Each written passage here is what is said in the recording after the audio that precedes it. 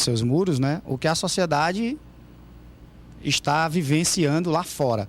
Então, muitas vezes, quando você fala nessa questão do não uso do computador, se pode ser orquestrado, eu penso na minha disciplina. Por exemplo, eu sou professor de filosofia. Quando eu entrei em 2004, em uma determinada escola que eu leciono, as provas de filosofia eram sempre a última. Todo mundo fazia prova. Português era a primeira, matemática a segunda, e a filosofia era sempre a última. Até um dia eu perguntei, por que a filosofia é sempre a última prova? O que é que eu estou querendo dizer com isso? É que muitas vezes, sem que você perceba, você está trazendo para dentro da escola uma ideologia que está lá fora, que é de não valorizar a filosofia enquanto uma disciplina importante para o crescimento do aluno. Então, da mesma forma que, sem que se percebesse, se desvalorizava a filosofia colocando em último... Colocando a criticidade em último. Pronto, também, né? em último lugar. Não é só a filosofia, a sociologia também passou por esse processo. Fazendo um paralelo com a questão... E agora, né, nós conseguimos aí a obrigatoriedade do ensino de filosofia no ensino médio. Primeiro, segundo, terceiro ano vão ter que ter aulas de filosofia. Quantos anos fora? 20, quase 30, né? Mais ou menos isso. Quase 30. Mais ou menos isso. É uma vergonha para qualquer estado. Vamos fazer o seguinte, vamos para o intervalo comercial, aí eu volto com vocês dois falando, tá?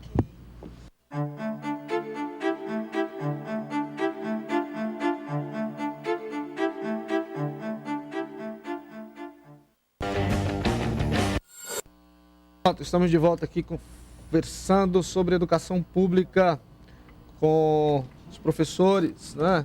Os Ulisses brasileiros. Carlane Holanda, que é socióloga e educadora. O professor de filosofia Paulo André Rocha. O geógrafo e educador José Renato Vieira de Freitas. Sociólogo e educador Jorge Luiz. E o arte educador Emetério III. Emetério II. Emetério III é meu Também irmão, quem mandou cara, você colocar um nome desse? Quem mandou meu pai colocar? Ora. Criatividade. Não é verdade? Emetério II. Pronto, Emetério, tudo bem? Você está em todas, rapaz. Cara, multifacetado como professor, multifacetado como pessoa, né? Mas isso é interessante, né? Você vai ficar por último, só por causa disso, você me corrigiu no ar. Olha só, no bloco passado eu fiz aquela comparação, você vai falar sobre isso, você estava ali e você ouviu, né? Vou repetir aqui para quem está em casa, talvez não tenha ligado agora, né? Não tem obrigação de saber. Eu tinha feito uma comparação do que aconteceu, por exemplo, com o milho nos Estados Unidos, né? Que o governo americano é o etanol americano, diferente da cana-de-açúcar, que lá ele subsidiou o milho, criou uma série de complicações, inclusive aumentando o preço dos alimentos em vários lugares por conta disso, né? E o biocombustível acabou sendo o vilão da história, né? Como se fosse o grande responsável pelo aumento do preço dos alimentos, quando a gente sabe que não é assim. E eu conversando com o professor Expedito, que é o pai do biocombustível no mundo inteiro, que é cearense, aqui da UFC, e ele estava me dizendo que isso parece ser algo, né, maquinado, que não é impossível não saber onde está se mexendo, né, nessa área. E eu trouxe para a educação, em relação, por exemplo, ao que aconteceu com computadores aqui, numa escola cearense, que o diretor do colégio foi entrevistado, porque que os computadores estavam numa sala trancafiados. Se eles já tinham recebido aquele material há bastante tempo, ele disse, olha, eu não posso disponibilizar isso para os alunos, porque eles vão estragar os computadores, né? Da mesma forma, eu questionei aqui o Jorge e o Paulo sobre esse tipo de pensamento, se também é um pensamento orquestrado, não daquela forma direta, né, de chegar no diretor, você tem que fazer isso, mas vocês sabem como que essa filosofia é trabalhada, né? Eu quero saber de você, Carlane, como é que você vê isso?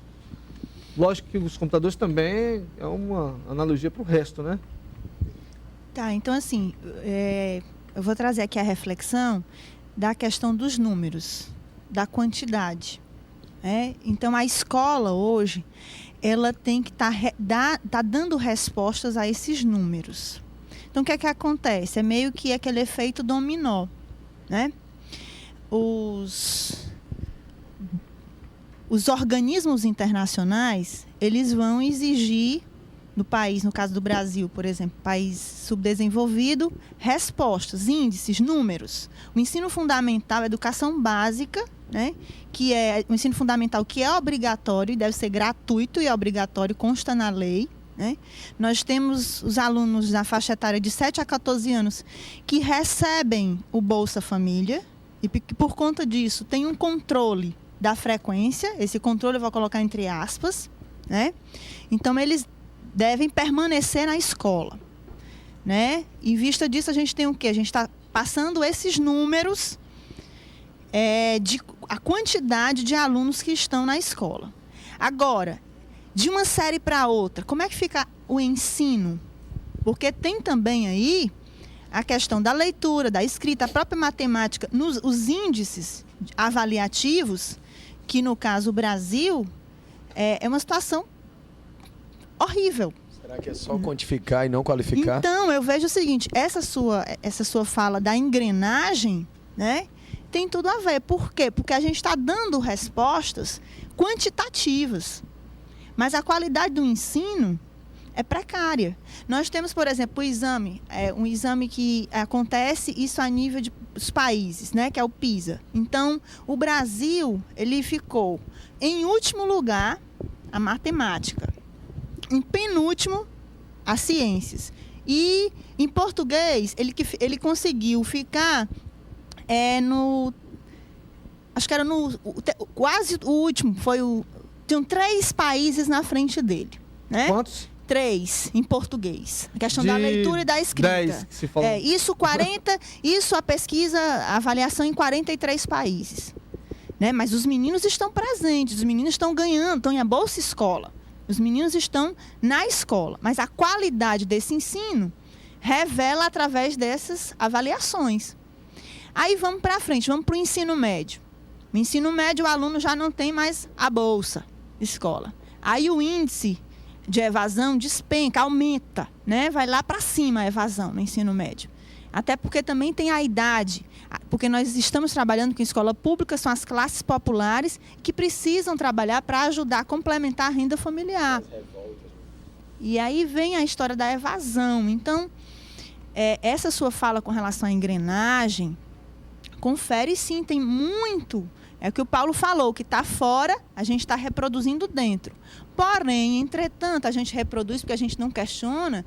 E é aquilo que eu falei no bloco logo no início anterior, impregnar de sentido. Então, qual é o sentido de estar repassando, por exemplo, uma avaliação que nunca foi na escola pública? Por exemplo, se chega uma avaliação do SAEB no final do ano, ou no terceiro ou no quarto bimestre, mas o aluno no primeiro bimestre, no segundo bimestre, ele não exercitou a avaliação. Né? Enquanto você tem uma escola particular, que o aluno tem ou a cada bimestre ou a cada mês, ele exercita uma avaliação. Nós temos problema de xerox, Rodrigo, na escola. Então, esse aluno, ele não tem nem o manuseio, a habilidade em resolver, interpretar uma prova.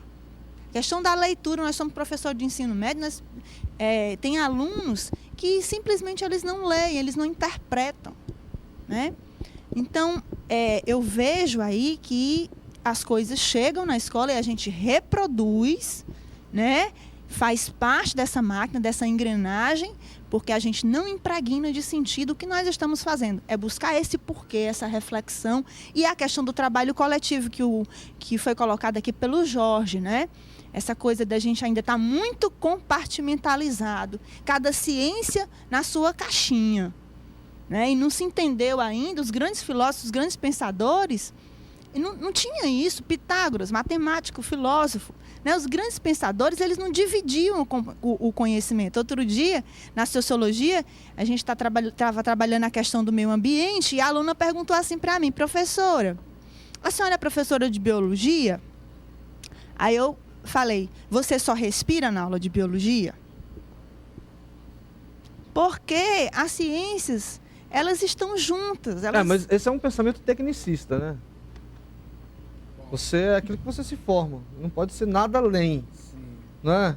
É uma parte dessa engrenagem, né? Que é Fora uma a parte, questão- não, que é a engrenagem. Fora a questão dos egos, né? Que a gente sabe que, além de que da gente ter... É o mais perigoso. Que além da gente ter as disciplinas compartimentalizadas, né? Ah, eu sou professor de matemática e pronto. Eu sou professor de física e pronto. Sou professor de inglês e nada mais. Não se meta na minha área.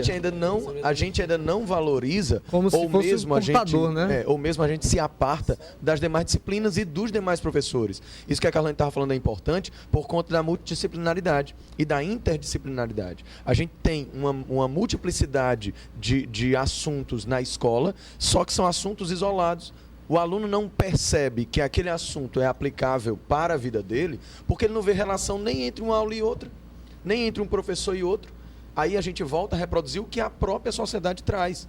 Aquela questão do individualismo, do ser humano se isolar na casa dele, da gente estar preso enquanto os bandidos estão soltos, né? Que são as velhas frases que a gente costuma ouvir e reproduzir sem analisar. Vou falar em bandido solto, eu quero fazer um abre aspas aqui, de uma coisa que aconteceu, que eu fiquei chocado. As mídias locais estão há bastante tempo apontando para Beira-Mar e para a falta de segurança daquele lugar, né? Como as pessoas estão sendo assaltadas, espancadas, tendo a vida exposta. Bastou passar num telejornal nacional para que o governo agisse no outro dia.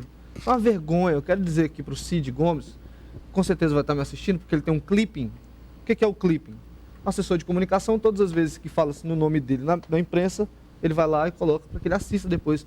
Cid, é uma vergonha, porque você distrata, né, a população local em nome de uma visão nacional que Deus queira o que isso quer dizer, né? Vira uma coisa pontual. Campanha para presidente está incêndio, perto. A gente sabe, né?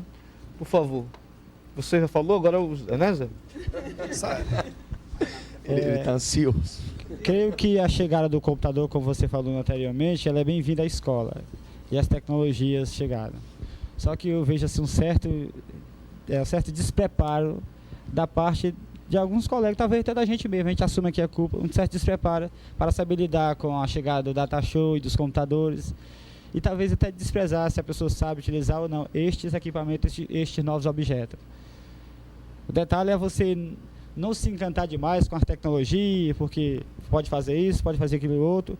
Tem que ter ideologia, projeto, proposta para saber lidar com estes novos equipamentos, né?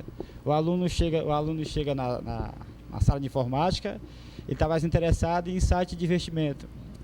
Então, o que é isso? O professor sabe disso, o professor direciona o aluno para isso.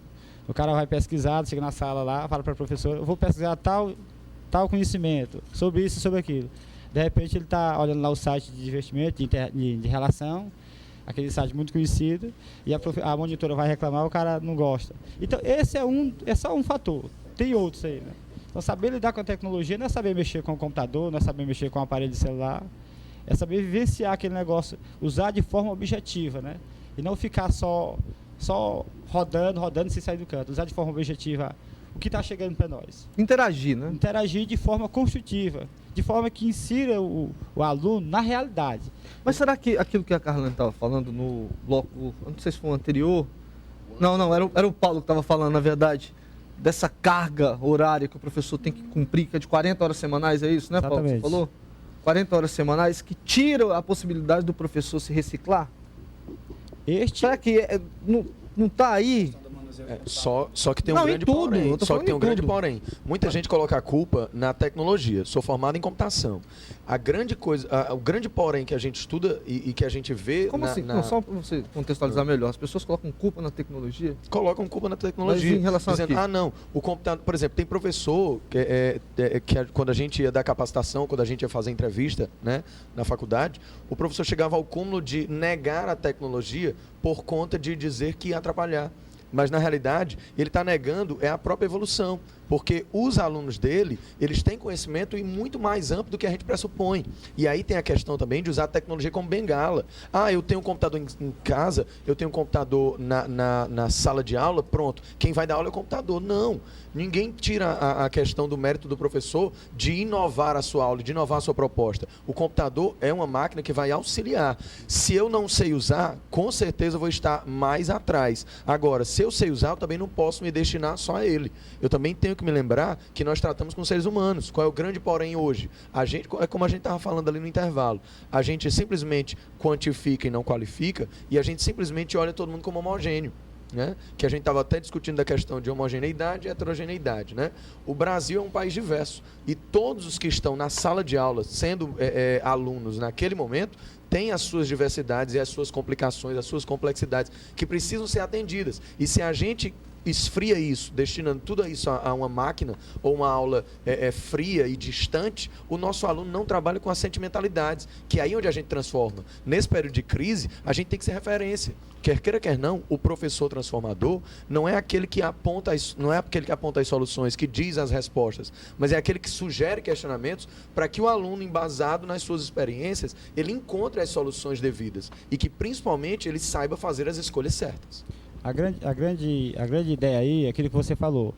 Ele está fugindo da evolução, não é isso? Está passando pela evolução. E a evolução da tecnologia, meu modo de ver, ela se dá quando você tem um acompanhamento objetivo, crítico da máquina.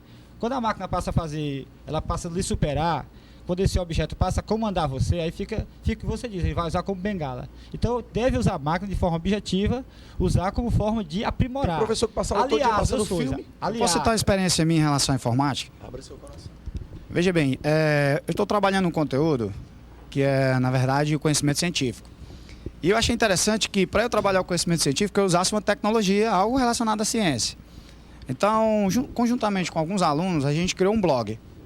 Um blog é um recurso, né, da internet. Eu posso fazer uma coisa? Pois não. Interromper Pois não. para você voltar no próximo bloco? Com certeza. Até daqui a pouco. Com certeza.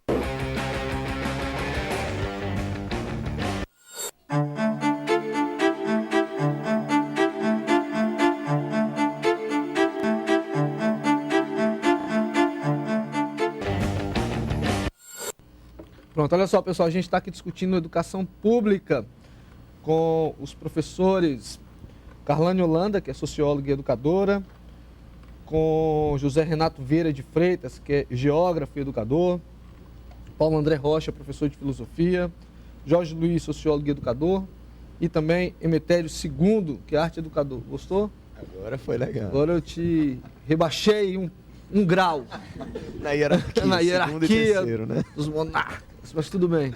Olha só, eu queria saber de vocês, Paulo, aí vai de encontro com aquilo que você estava falando no bloco passado, por isso eu quero levantar essa questão antes. As escolas públicas há bem pouco tempo, né? Há 40, 50 anos eram referências no Brasil, né? O pensamento liberal deu um choque, né? Interferiu de forma direta nesse processo. E a gente vive hoje uma redução na qualidade extrema, né? O que era para ser levado a todos não é levado a todos, e se é levado a boa parte é de forma muito reduzida, né? Eu quero saber se há possibilidade dessa escola no passado, isso não é saudosismo não, tá?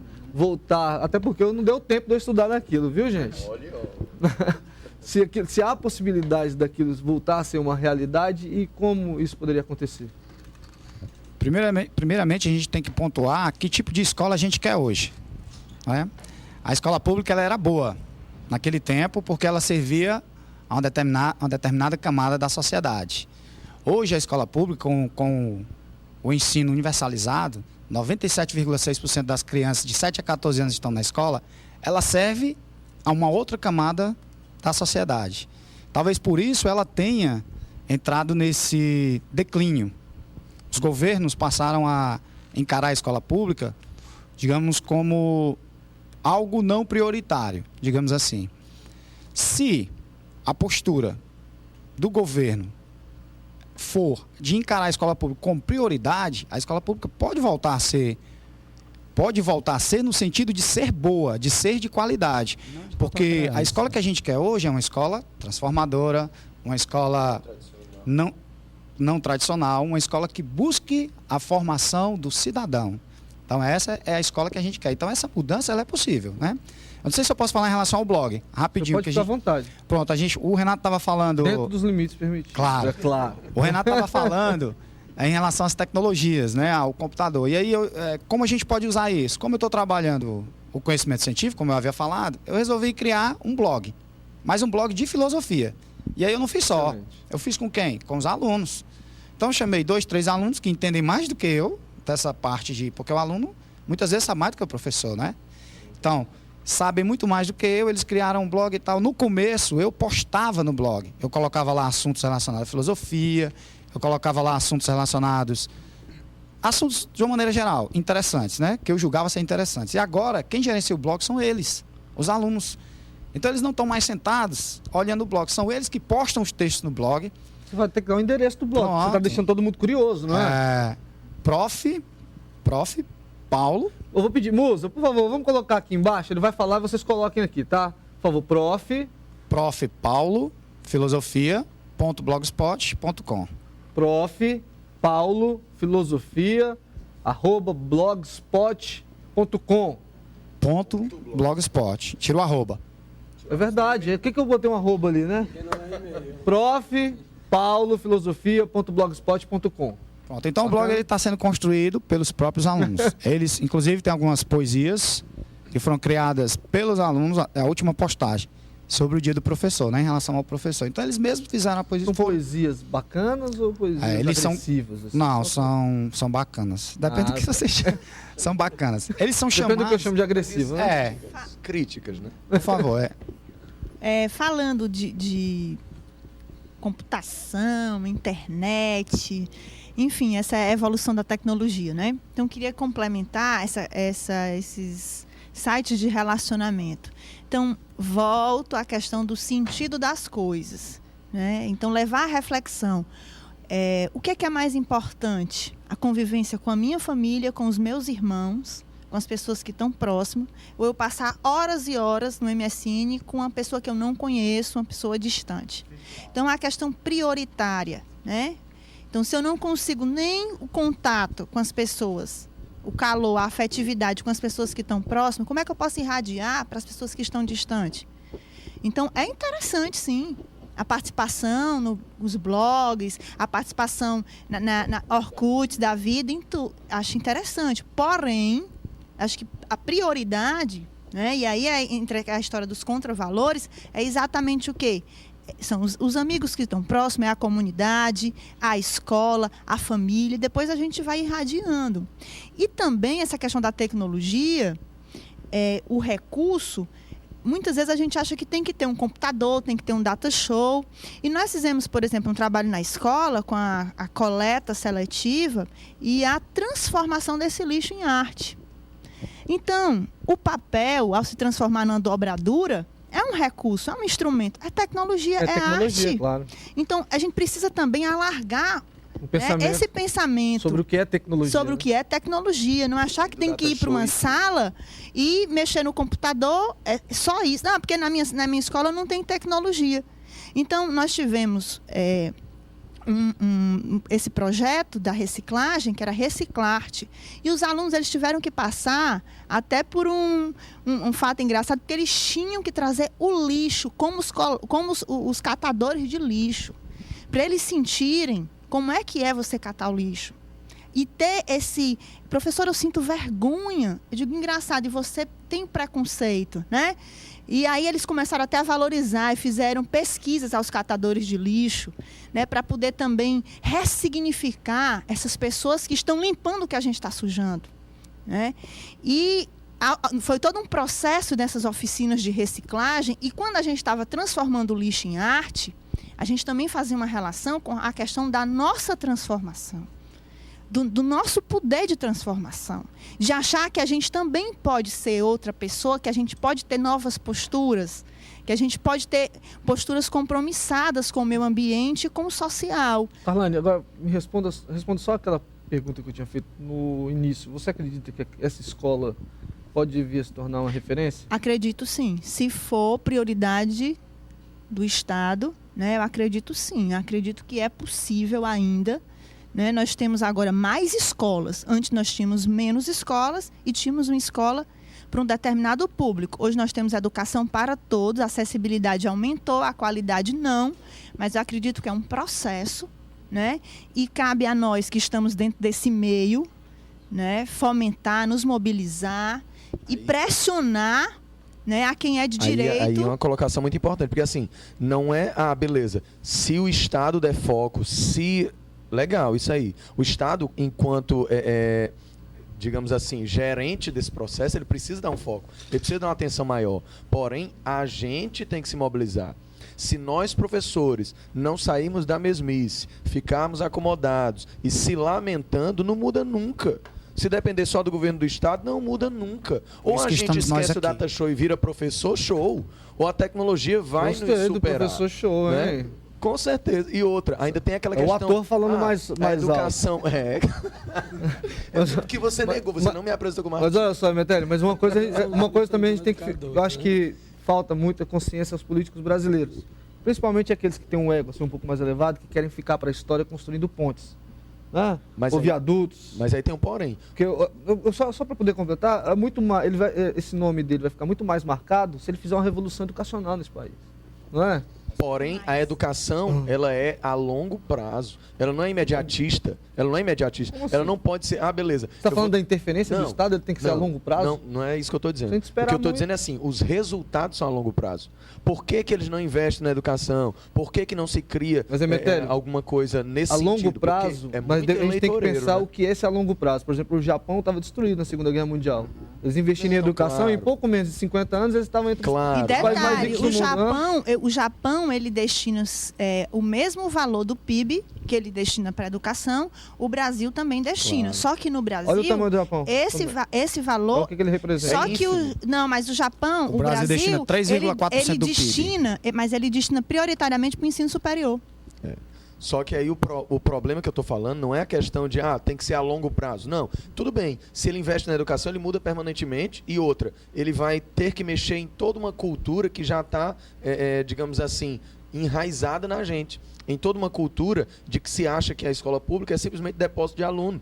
Onde o pai ou o próprio educador da escola particular diz, se você não estudar, você vai para a escola pública. Exatamente. Aí não quer nada não? Pois vai para a escola pública. Então, quer dizer, tem até esse rótulo que a escola pública leva. E eu chego a citar isso, mas eu estou com muita vontade de responder a pergunta do Rodrigo, quando ele diz, será que a escola pública pode voltar aquele valor, aquela força que ela tinha? Eu acredito que sim, Rodrigo. E nós estamos aqui, não porque somos heróis, mas nós estamos teimando ou ousando a querer fazer uma diferença, para que a escola seja vista de outra forma. E eu faço questão também de repetir o que o colega disse, que a mãe disse assim para o filho, se você não quiser estudar, inclusive eu digo isso em sala de aula, tu não quer estudar não, fulano? Pois eu vou te colocar na escola pública. Então, olha, veja só a visão que se tem da escola pública. É castigo, né? Aí eu vou resumir aqui, por que eu acho que a escola pode voltar. Quando eu fiz o meu ensino médio, eu fiz com professores que não tinham nem ensino superior. E hoje, a maioria dessas pessoas que estão aqui, a maioria dos colegas que estão aqui, tem especialização, são professores especializados, coisa que é um luxo. E, além do mais, a escola pública também já está recebendo livro, no que diz respeito ao ensino médio, está recebendo livro, entre outros. É claro que tem outro desafio da cultura, tem gente que acha o livro pesado. Repara o que o cara diz. Eu tinha vontade de ter livros, e o cara, quando vê o livro, ele é um problema. Como é que uma solução ela vem como um problema, né? Então, eu acredito sim que a escola poderá voltar. Aí eu vou aproveitar também e dizer que a gente quer fazer uma coisa diferente. Nós somos ousados. Se o governo não se importa, nós temos proposta. Nós não estamos de mãos vazias. Nós vamos mostrar para o governo, na nossa pequenez, que nós vamos fazer alguma coisa. Nós vamos espernear. Pequenez não, vocês são Ulisses. Cabeças vazias. E nem cabeças vazias. Então nós vamos espernear e fazer alguma coisa. De forma que a gente quer... Eu vejo assim, como fiz um trabalho sobre aula de campo, a gente quer uma escola mudana, né?